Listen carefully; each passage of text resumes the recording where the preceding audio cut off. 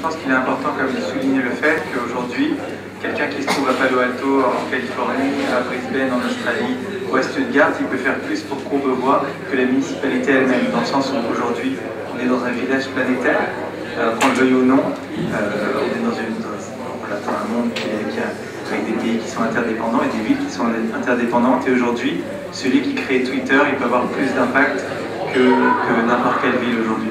Donc déjà, je pense que c'est très important d'encourager l'entrepreneuriat dans ce sens-là, l'entrepreneuriat de l'information, pour après avoir accès donc, à l'information locale. Et nous, on voit tous les jours, de toute façon, dans les dossiers qu'on reçoit, on a reçu 140 dossiers depuis l'année dernière.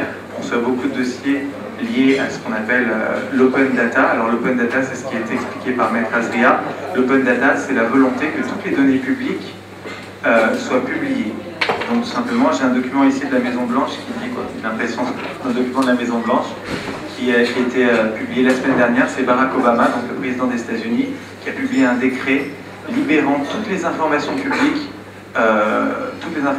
C'est-à-dire, ça veut dire quoi? Ça veut dire qu'aujourd'hui, demain, dans quelques jours, quelques semaines, n'importe quelle start-up américaine ou mondiale pourra utiliser les données publiques américaines. C'est quoi une donnée publique? C'est ce qui a été expliqué précédemment.